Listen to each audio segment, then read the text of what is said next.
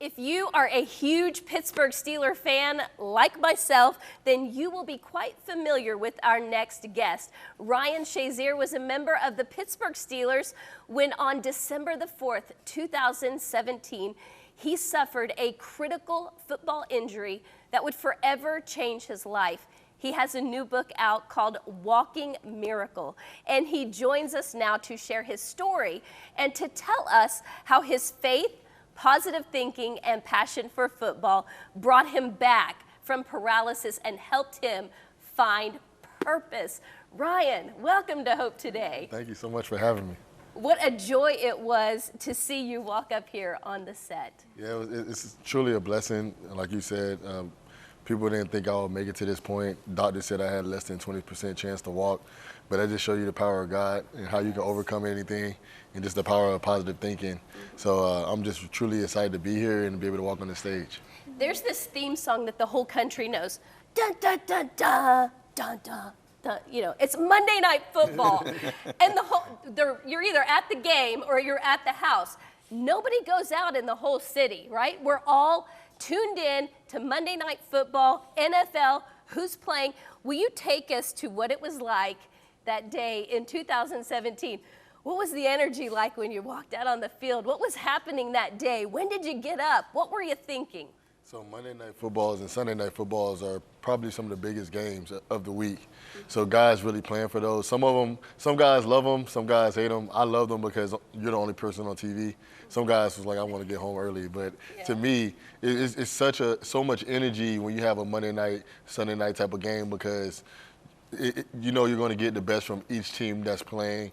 And going to Cincinnati, it was a really exciting game because we were kind of already close to sealing the division, but it was crazy because I actually wasn't supposed to play in this game because I had a small injury the week before.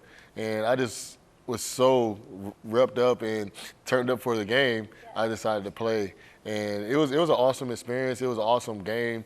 And when Cincinnati and Pittsburgh play each other, it's a rivalry. So it's always a great game to play in, and especially when everybody's watching. Tell everybody, like, what time your day starts on a football day. This is unbelievable. So on a typical week, I used to wake up at 4:45 in the morning. And no, I would wake up at 4 in the morning, and I'll work out at 4:45. Then I would get to the facility at 6, and I'll watch some film beforehand, and then we'll have meetings at 9. And we'll have meetings and then practice.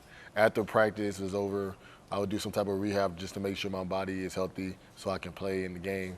But the day of a game, you don't really wake up as early because you kind of want all your energy. So on Monday Night Football games, the team will wake up early. We'll have a walkthrough earlier in the day. And then pretty much the rest of the day is just relaxing and just getting your mind right because you're not playing until 8 p.m. So it's a lot of waiting around and just wishing that you could play, 12 o'clock, 4 o'clock, but you understand that it's a primetime game and they want everybody to be home when they're watching you. So it's really exciting. Yeah. So tell us about that moment in the game, and the play was made, and you made a tackle, and you normally tackle with your head down, as you describe in your book. What happened on this particular play? So what's crazy about this particular play, and my coaches will even tell you, after every practice, I used to actually practice on trying to tackle with my head up. I was trying my best, and I always practice after every practice and with the tackling dummy. But it's a lot harder tackling a real person than a tackling dummy. You know what the tackling dummy is going to do. You don't know what a real person is going to do. But in this situation, I knew it wasn't that hard of a tackle. It was a drag route. Malone was just crossing the field.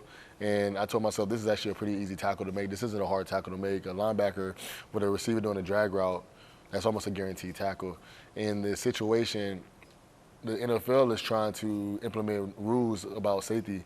And in this situation, I actually focused in on, let me make a safe tackle, because normally when I make a tackle, it's not about let me try to make a big hit or let me try to, sometimes I'll try to force a fumble or things like that, but it wasn't from a big hit. It was more about let me just get this guy down. But in this situation, I was like, hey, let me make a safe tackle, try to get my head across, and I unanticipated how fast he was going, and when I tried to get my head across, it stuck my head out and I hit him in the hip. And it was a typical tackle. I made that tackle thousands of times. But in that instant, I ended up fracturing some vertebrae in my back and caused me to have a spinal cord injury. I know that I probably speak for all of us that, when we watch that game, it was like the world stopped. And actually, I'm kind of tearing up now, you know, seeing you walk up here, you know, just that moment that really all eyes on the country were on you, praying for you and believing God. And now to see visibly and physically the faithfulness of God in your life. And tell us about that moment when you got to the hospital. So on the way to the hospital, I had 2 phone calls. One was to my wife and the other one was to my dad. The phone call to my wife was more about just making sure she was okay, because I knew she was probably losing her mind. Yeah. And then to my father, I would just ask him to pray for me and just give me strength. So when I got to the hospital, pretty much it was thousands of lab coats or white jackets. And you know, when anybody goes to a hospital, they know what a white jacket is.